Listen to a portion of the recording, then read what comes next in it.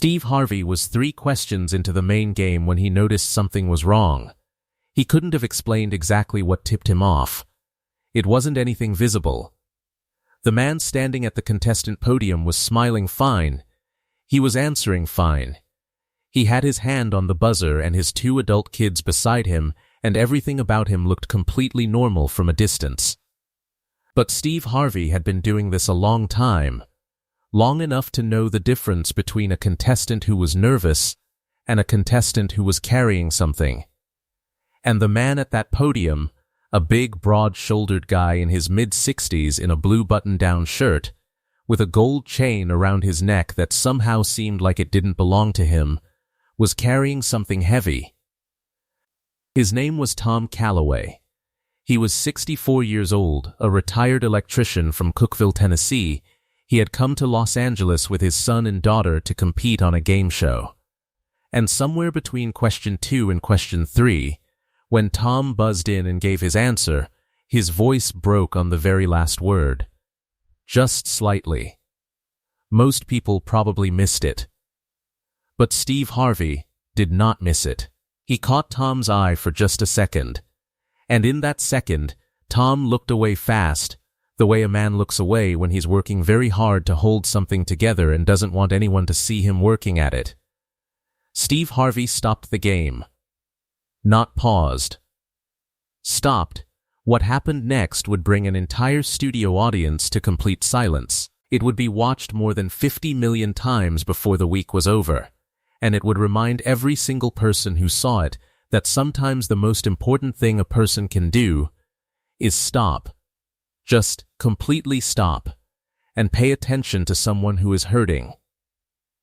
Tom Calloway had been in love with Carol Jenkins since he was 17 years old. He had seen her for the first time at a Friday night football game in Cookeville, Tennessee in the fall of 1977. She was in the bleachers with her friends, laughing at something one of them had said, and Tom had stopped dead on the way to his seat and stared like he had lost his mind. His buddy beside him had to grab his arm to get him moving again. "Close your mouth," his buddy had said. Tom couldn't even remember doing it. He asked Carol to homecoming 3 days later. She said yes. They went to prom together. They started dating seriously the summer after graduation. In 1983, when Tom was 23 and Carol was 21, he proposed to her in the parking lot of the Dairy Queen, where she worked part-time. Down on one knee in the gravel with a ring he had saved up for 8 months to buy. Carol cried so hard she couldn't say yes with words, so she just grabbed his face with both hands and kissed him. Tom took that as a yes. They had been married for 41 years. Tom spent those years building a career as an electrician, working his way up from apprentice to running his own small company.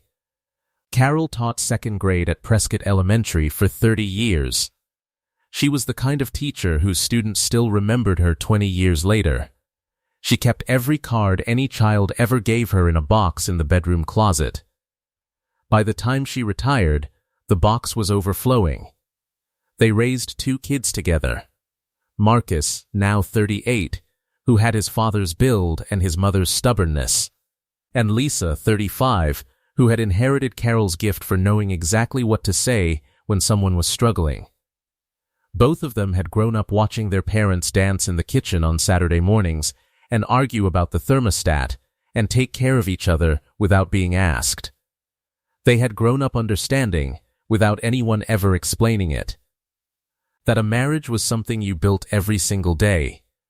One of the things Tom and Carol had always done together was watch Family Feud. Every evening after dinner, they would sit on the couch with whatever was left in the coffee pot, and they would play along, shouting answers at the television, arguing over who had gotten more right, laughing at each other when they missed something obvious. Somewhere along the way it had gotten onto their bucket list, not in a formal written way, just something they had said to each other once, "We should do that someday." The way couples say things they mean but never quite get around to. 8 months ago, everything changed. Carol had been having a cough that wouldn't go away. She had ignored it for weeks the way people ignore things that scare them. When she finally went to the doctor, the scan showed what nobody in the Calloway family was ready to hear: stage 4 lung cancer. It had already spread. The oncologist was honest with them. Treatment could slow things down, but it was not going to stop what was coming. Tom had sat in that doctor's office and held Carol's hand and kept his face completely still. He did not break down in front of her. He was not going to break down in front of her. He waited until he was alone in the car in the hospital parking lot, and then he put his forehead on the steering wheel and stayed there for a very long time. That night, lying in the dark, Carol had turned to him and said, "Tommy, I need you to hear me. I am not going anywhere without a fight. But I need you to keep living. You understand me? I need you to keep being you while I fight this.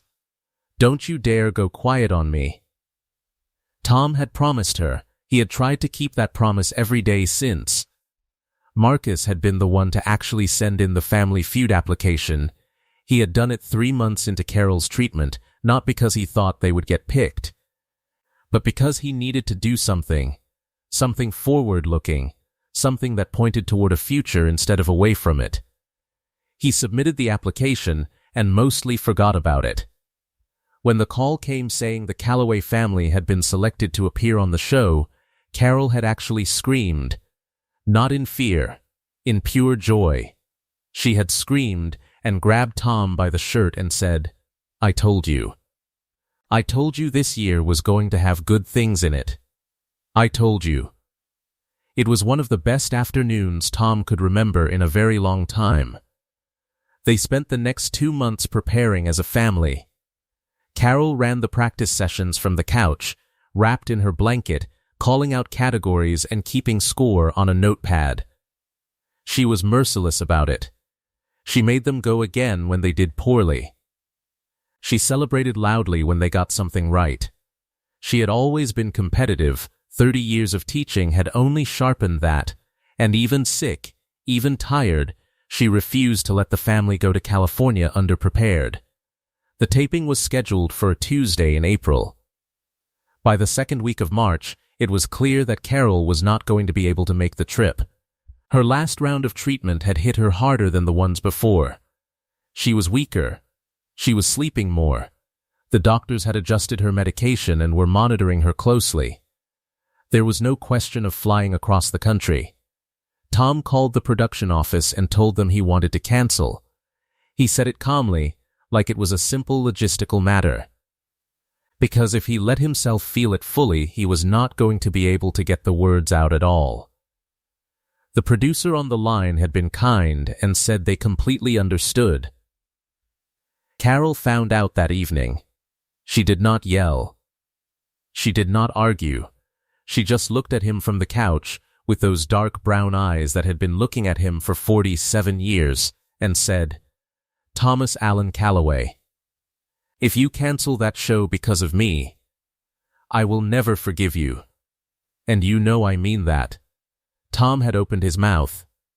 "Don't," Carol said. "You listen to me.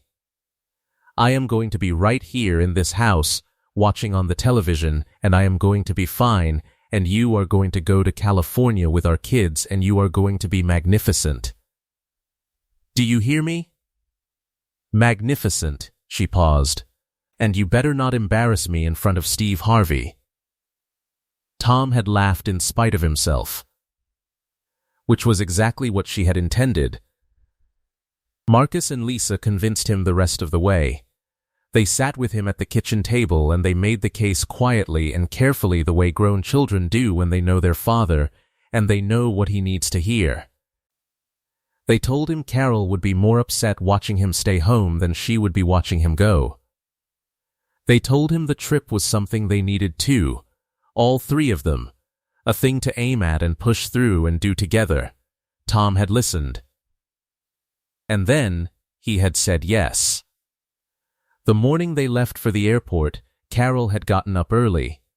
She was in the kitchen when Tom came downstairs, which surprised him because she rarely had the energy for early mornings anymore. She had made coffee.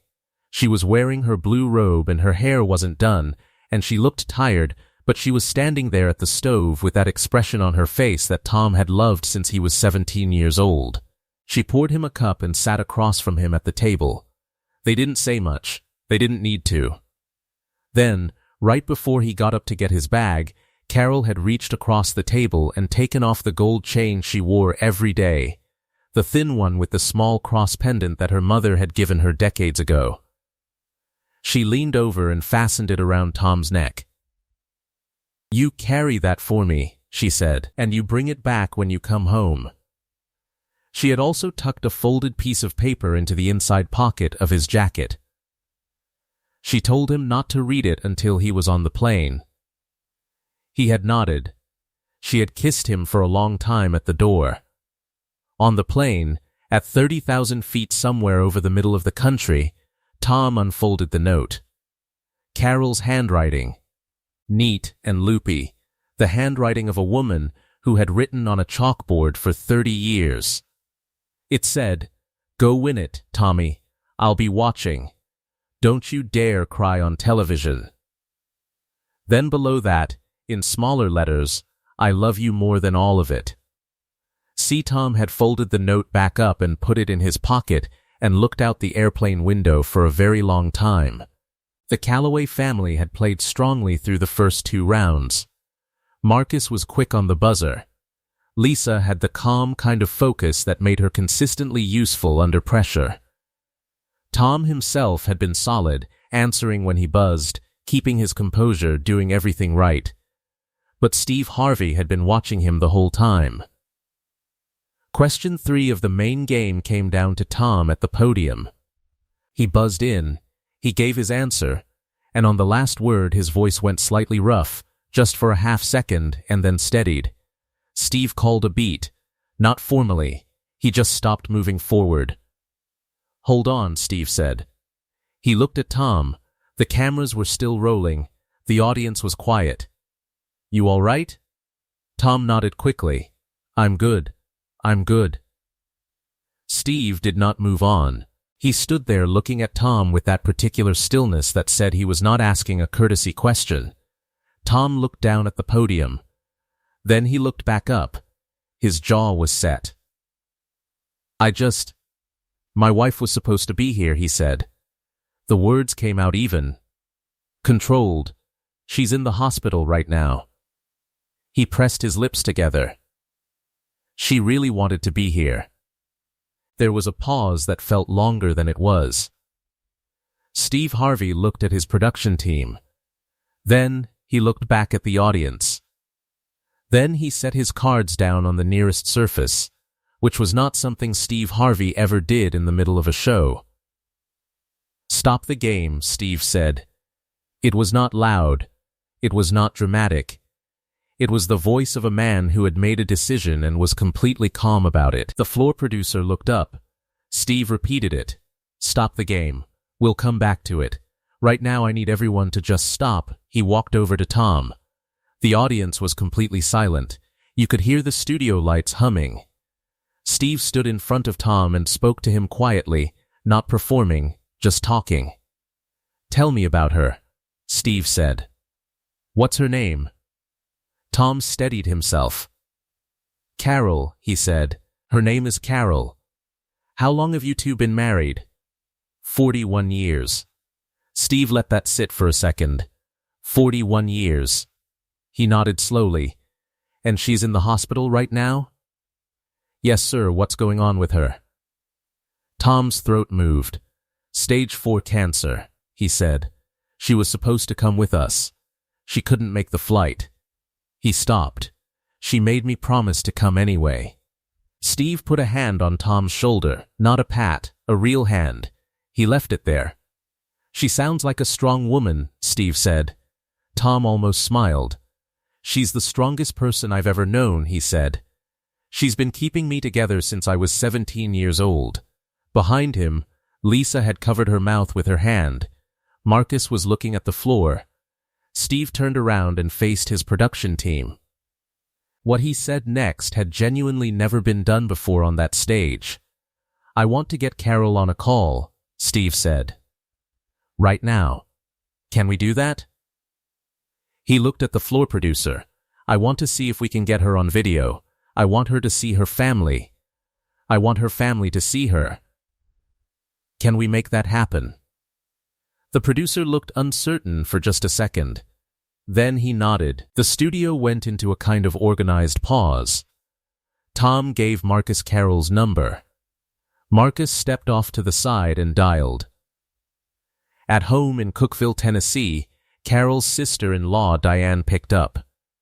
She was there every day, sitting with Carroll.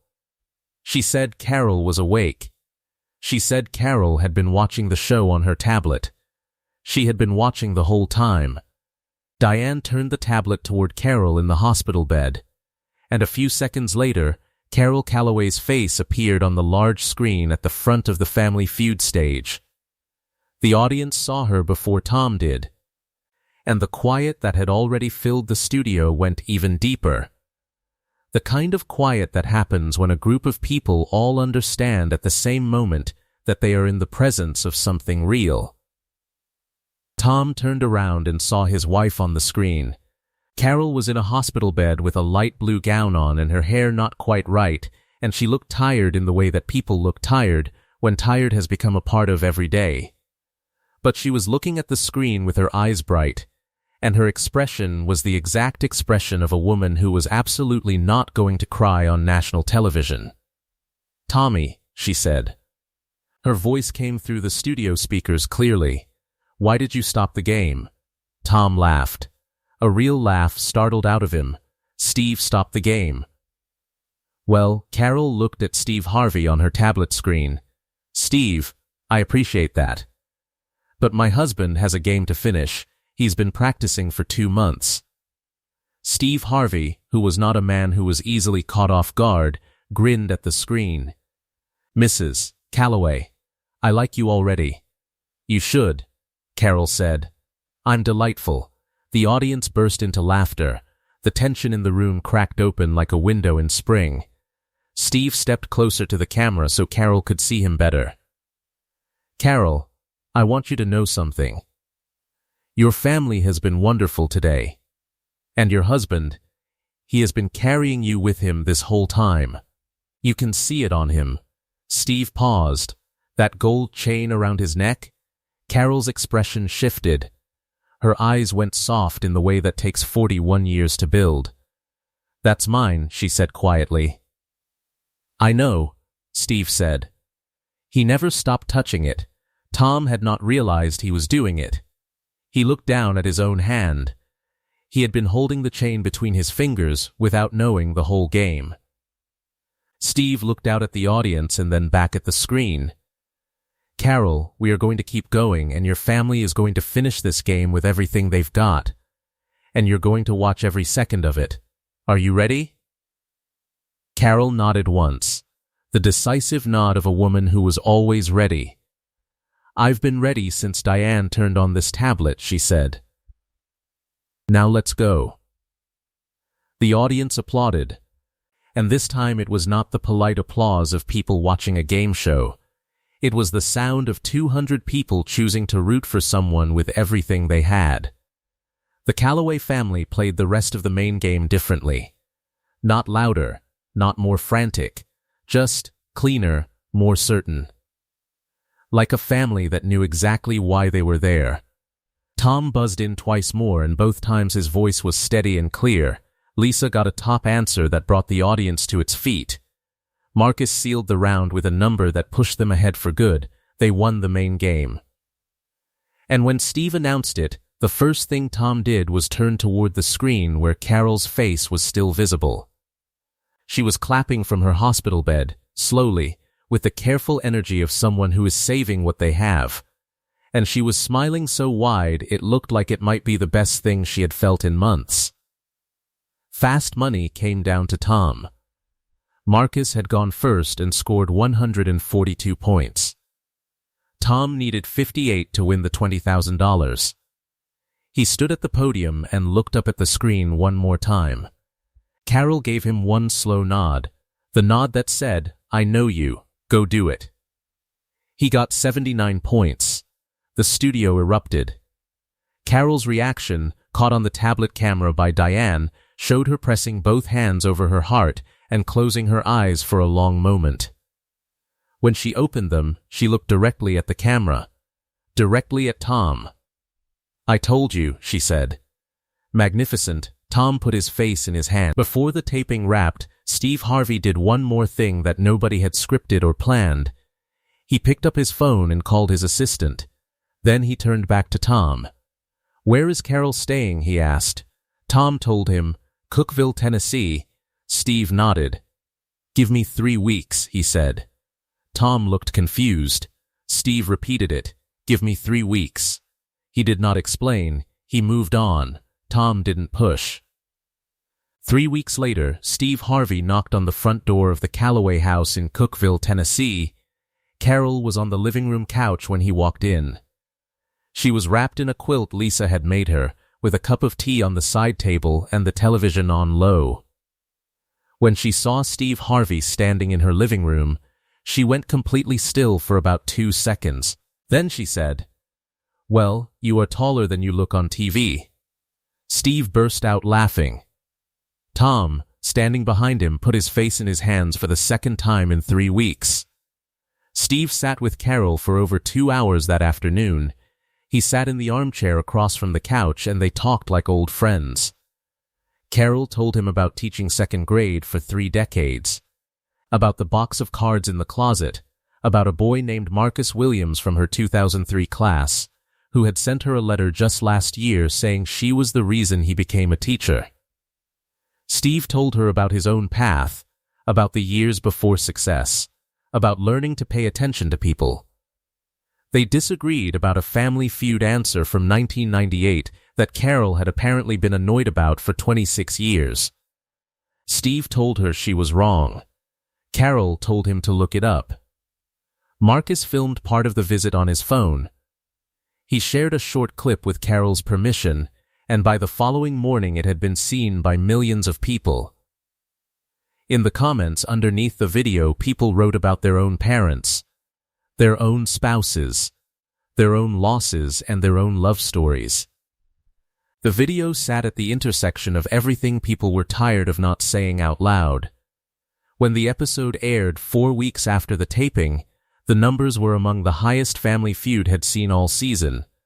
But what the production team noticed was something different. The calls and messages that came in after the broadcast were not the usual format. People were not writing to say they loved the show or wanted to be on it. They were writing to tell their own stories. About sick wives and scared husbands and promises made at kitchen doors. About the things that get carried quietly for years because there seems to be no right time or place to set them down. Tom answered as many of them as he could from his phone, sitting at the kitchen table in the evenings. Carol kept getting more mail than she had since retirement, cards from strangers, notes from people who said her face on that tablet screen, the clapping, the nod before fast money, the magnificent, had given them something they couldn't name exactly, but needed badly. She read every one. She wrote back to as many as she could manage on the good days. She kept playing Family Feud from the couch. Tom sat beside her every evening the way he always had. She was still merciless about wrong answers. He still lost more than he won. Some evenings were harder than others, and on those nights they just sat there without the television on at all, not talking, just present. The way 2 people are present when they have been together long enough to know that sometimes presence is the whole thing. The gold chain went back around Carol's neck the night Tom came home from California. She wore it every day after that. She passed away on a Tuesday morning in November, in the house in Cookeville, with Tom and Marcus and Lisa beside her. It was a clear morning. The kind of Tennessee November morning where the light comes in low and golden through the kitchen windows, and the whole world feels like it is being very still on purpose. Tom held her hand. She was not afraid. She had never been afraid. Not really, not in any way that mattered. He told her what she already knew. At the memorial service, Marcus played the clip from Family Feud, The moment Carol appeared on the screen at the front of that studio. The moment she looked at Tom and said, "I told you." Magnificent. People who had never seen the episode were crying before the clip finished. People who had already seen it cried again.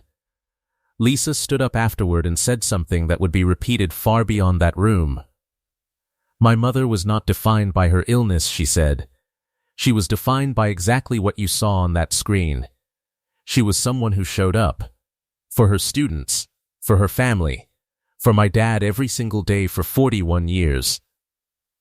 She was someone who, even from a hospital bed, made sure the people she loved knew they were not alone." She paused. Steve Harvey stopped the show that day because he saw something real. And the reason he saw it is because my dad couldn't hide it. He couldn't hide it because it was true. 41 years of true. That's what we're celebrating today. Nobody in the room made a sound. Tom Calloway still lives in the house in Cookville. The quilt is still on the couch. The box of cards is still in the closet. On the mantel above the fireplace there is a framed photograph that Marcus took the afternoon Steve Harvey visited. Tom and Carol and Steve, all three of them on the couch. Carol mid-laugh at something Steve said. Tom beside her grinning. Caught in the middle of a moment so ordinary and so complete that it could pass for a Tuesday afternoon with nothing special about it at all. Tom watches Family Feud most evenings. He shouts answers at the television. He keeps score on a notepad. He wins about half the time. He likes to think she would say he's doing better.